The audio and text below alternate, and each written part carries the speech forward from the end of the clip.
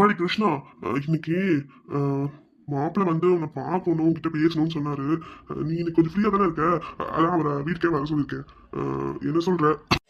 Daddy உன்னை பார்த்தாலே எனக்கு அப்படியே பத்துக்கிட்டு வருது. அவ்வளோ இரிட்டேட்டிங்காக இருக்கான்.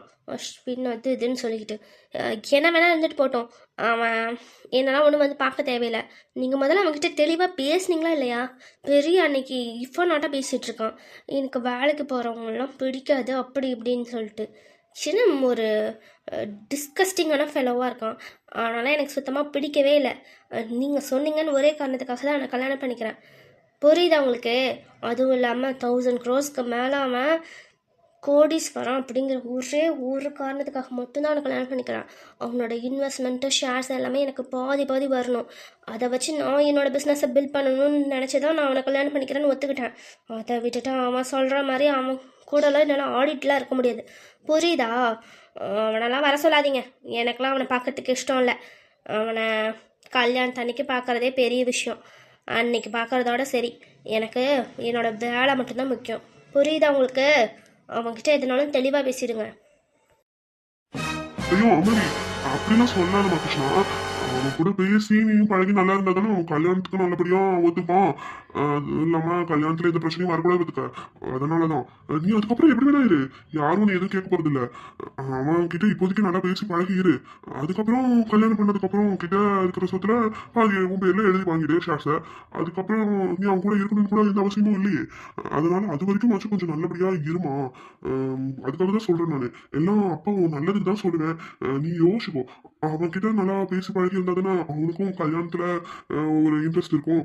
அவன் என்கிட்ட நிக்க கேட்கறான், உங்க பொண்ணுக்கு இன்ட்ரெஸ்டே இல்லை போல இருக்கு கல்யாணத்துல அப்படின்னு சொல்றான். அதனாலதான்மா இன்னும் எப்படினாலும் ஒரு 10 நாள்ல நம்ம கல்யாணம் பண்ணிடுவோம். அதுக்காக வச்சுதான் கொஞ்சம் நல்லா பேசி பழகி இருந்தாதானே நமக்கும் நல்லது, எல்லாருக்குமே நல்லது. அப்போதான் எனக்கும் காசு வரும். வேற 500 கோடி இன்வெஸ்ட்மெண்ட் பண்றேன்னு சொல்லியிருக்கான். என்ன டாடி சொன்னீங்க? அது ஒண்ணும் இல்லம்மா. அது எல்லாருக்கும் நல்லது, உனக்கும் நல்லதுன்னு சொல்ல வந்தேன். அப்பதானே உன்னோட கம்பெனி டெவலப் பண்ண முடியும். அதனாலதான் சொன்னம்மா. நீ அவன்கிட்ட நல்லா பேசி பழகி இருந்தாதான் அவனை வச்சு நம்ம இந்த சக்தி அளிக்க முடியும். உனக்கு அதுதானே முக்கியம். அதனாலதான் சொல்றேன். நான் அவன் வர சொல்லியிருக்கேன். இங்கதான் வருவான். நீ இங்க ஹோம் தேட்டர்லயே இரு. நான் அவனை இங்க அனுப்பி வைக்கிறேன். நீ அவன் கூட பேசு என்ன, கொஞ்ச நேரம் பேசிட்டு அப்புறமா கூட போக சொல்லிடலாம். கொஞ்ச நேரம் மட்டும் பேசுவான் அவன்கிட்ட. நான் வர சொல்லிட்டேன் ஆல்ரெடி. சரியா? நான் அதை போய் சொல்லிடுறேன் அவன்கிட்ட. டாடி நான் சொல்கிறதே உங்களுக்கு புரியல டாடி. எரிச்சலாக இருக்கு டாடி அவங்ககிட்ட பேசினாலே. பார்த்தாலே ஃபஸ்ட்டு மீட்டப்லேயே எனக்கு சுத்தமாக பிடிக்கல. அவ்வளோ இரிட்டேட்டிங்காக இருக்கான். சே, இவனை போய் கல்யாணம் பண்ணிக்கணும்னு நினைக்கும் போதே அவ்வளோ எரிச்சலாக இருக்குது. சரி, என்ன பண்ணுறது? வர சொல்லுங்கள், பேசுகிறேன். சரிம்மா. ஆமா, ஆல்ரெடி கீழே தான் வெயிட் பண்ணிட்டு இருக்கோம். நான் வர சொல்றேன். டி அஸ்வின், உனக்கு எவ்வளோ திமிர் இருந்தா அன்னைக்கு என்னையவே வந்து ஆஃபீஸ் போகக்கூடாது அப்படி அப்படின்னு சொல்லுவேன்.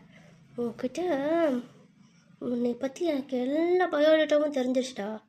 என் அசிஸ்டண்ட் நேற்று தான் உன்னை பற்றி எல்லா விஷயத்தையும் சொன்னான். உனக்கு அவ்வளோ வீக்கா நீ அந்த விஷயத்துலலாம். அதனால தான் உன் மேலே 15 கேஸ் இருக்குது, அதுக்கு மேலேயும் கூட இருக்குது. ஃப்ராடு. என்கிட்டயே நீ நட்டிக்கிறியா? எங்கள் அப்பா வேணால் ஏமாத்திடலாம், ஆனால் என்ன யாரும் ஏமாற்ற முடியாது.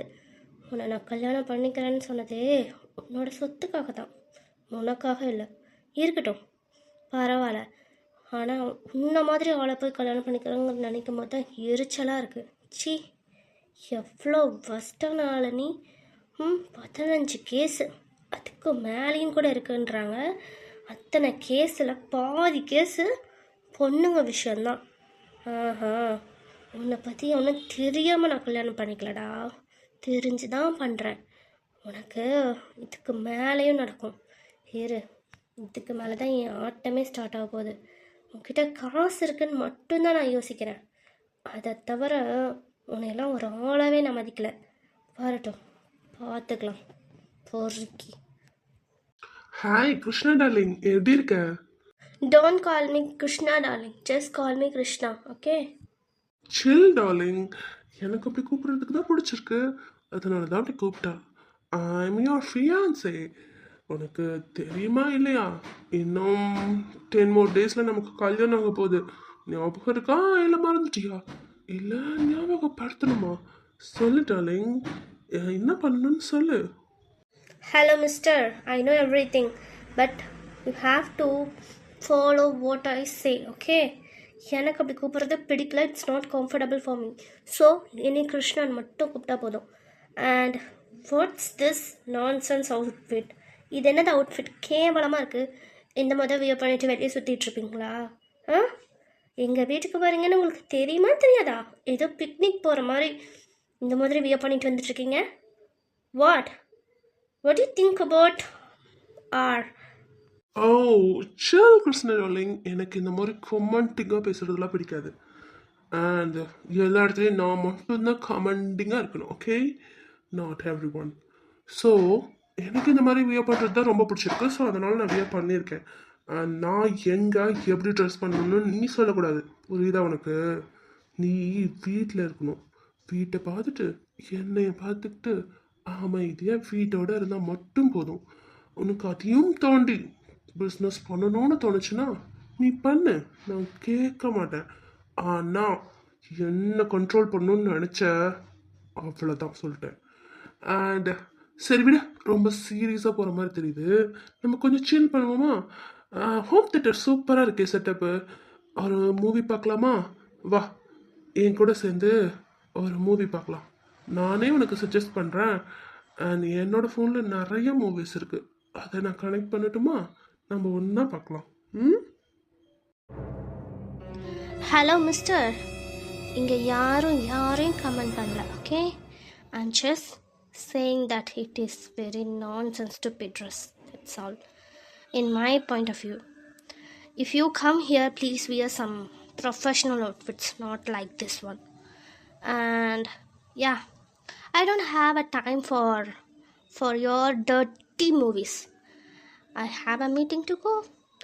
Just wanna talk with you, my dad says. அதனால் மட்டும்தான் உங்கள் கூட பேசிகிட்ருக்கேன், மற்றபடி வேறு எதுக்காகவும் கிடையாது. அண்ட் யா, மேரேஜ் ப்ரிப்பரேஷன் ஒர்க்லாம் போயிட்டுருக்குல்ல, அதெல்லாம் நீங்களே டேக் கேர் பண்ணிக்கோங்க. எனக்கு அதுக்கெலாம் டைம் கிடையாது. அண்ட் இனிமேல் எனக்கு டார்லிங்னு கூப்பிடாதீங்கன்னு சொல்லிட்டேன். எனக்கு பிடிக்கல. மறுபடியும் கூப்பிட்டீங்கன்னா அப்புறம் நல்லா இருக்காது. அண்ட் யா, எனக்கு டைம் ஆகிடுச்சு, நான் கிளம்புறேன். நீங்கள் வேணால் உட்காந்து தனியாக மூவி பாருங்கள். பாய் Ashwin. hey Krishna, I'm frankly asking you if you are interested in this marriage or not. உனக்கு இந்த கல்யாணத்தில் இஷ்டம் இருக்கா இல்லையா? இல்லை சும்மா என்னோட சொத்துக்கு ஆசைப்பட்டு மொத்த பொண்ணுங்க மாதிரி நீயும் கல்யாணம் பண்ணிக்கணும்னு நினைக்கிறியா? ஆ, எனக்கு இந்த மாதிரிலாம் இருந்தால் பிடிக்காது, புரியுதா உனக்கு? நான் எப்படி வேணால் ட்ரெஸ் பண்ணுவேன், எப்படி வேணால் இருப்பேன். அண்ட் இப்போ எனக்கு உன் கூட படம் பார்க்கணுன்னு தோணுது. நீ என்ன சொல்கிற? இல்லை முடியாதுன்னா I'll cancel the marriage. What did you say? என்ன டார்லிங் அமைதியாக இருக்க? ஓ, யோசிக்கிறியா?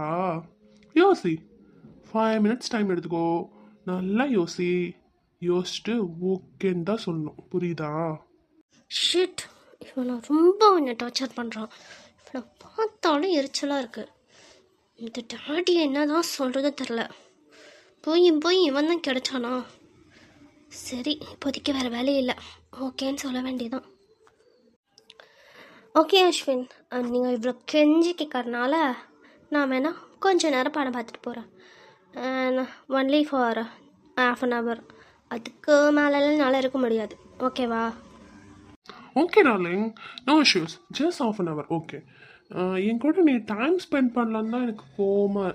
மற்றபடி எனக்கு உன்னை ரொம்ப பிடிச்சிருக்கு. நீ அவ்வளோ அழகாக இருக்க.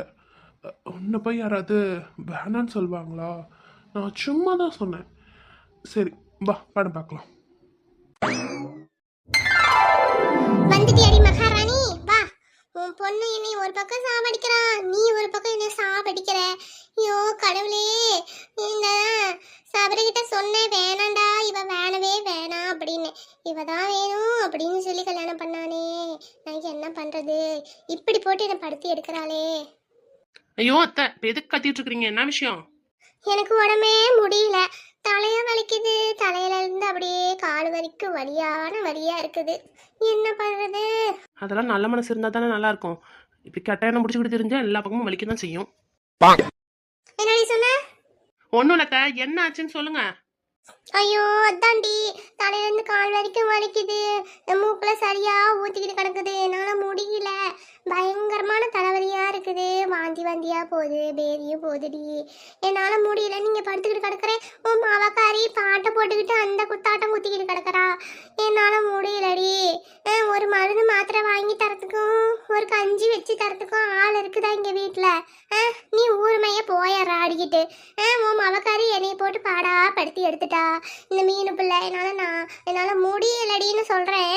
எனக்கு அதெல்லாம் தெரியாதுன்னு சொல்லிட்டு பாட்டுல ஏதோ ஒரு பாட்டை போட்டு டங்கு டங்குன்னு குதிச்சுக்கிட்டு கிடக்குறா. என்னதான் பண்றது? என்னதான் பிள்ளையை பெத்து வளர்த்து வச்சிருக்கிறேன்னு எனக்கு புரியல. இந்த பாருங்க தேவையில்லாம பேசாதீங்க. அவ சின்ன பிள்ளை, அவ அப்படிதான் இருப்பா. அவளுக்கு என்ன தெரியும்? நான் மட்டுமா வளர்த்தேன்? நீங்க தானே சொல்லுவீங்க அப்பப்போ பெருமையா, என் பேரனையும் பேத்தியும் நான் தான் வளர்க்குறேன், என் பேரனையும் பேத்தியும் நான் தான் வளர்க்குறேன். இப்போ மட்டும் நீ வளர்த்தேன்னு என்னையே சொல்றீங்க? இப்போ மட்டும் கதை நல்லா இருக்குதே. உங்களுக்கு பிடிச்ச மாதிரி செஞ்சா உங்க பேரன் பேத்தி, பிடிக்கலைன்னா ஏமாவலா? சரி சரி, இருக்கட்டும். இப்போ என்ன உங்களுக்கு தலையை தானே வலிக்குது? வரேன், போய் ஏதாவது காரமாக சூப் அது மாதிரி செஞ்சு எடுத்துகிட்டு வரேன். மூக்கு சளிக்கு நல்லாயிருக்கும், குடிங்க. கோழி பக்கத்து வீட்டில் கோழி அக்கா இருக்குது, அந்த அக்கா கிட்டே கொஞ்சம் கேட்டு வாங்கி தரேன். அது வாங்கிட்டு வந்து சூப் எடுத்து வச்சு தரேன்.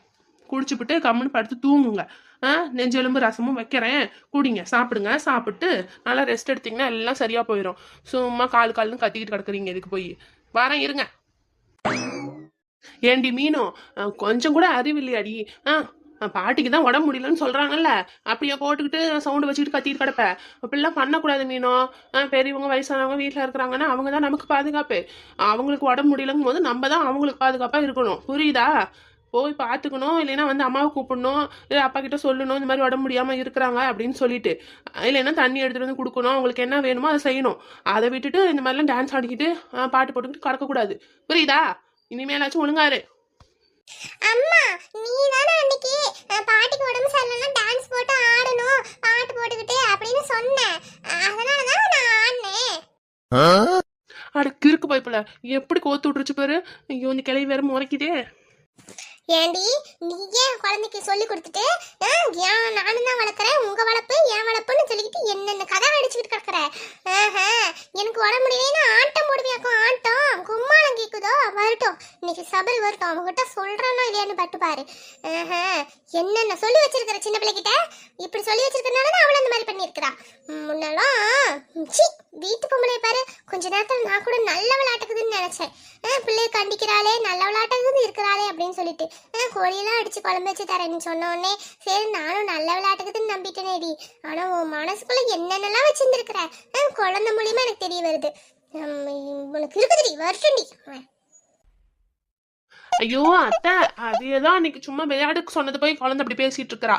ஏன் மீனும், நான் ஒன்றும் அப்படி சொல்லலடி, வேற ஏதாவது அர்த்தத்துல சொல்லியிருப்பேன். நீ தான் தப்பா ஏதாவது புரிஞ்சுக்கிட்டே இருக்குது. சரி விடுங்க. இதுக்கு போய் எதுக்கு இவ்வளோ கோவப்படுறீங்க?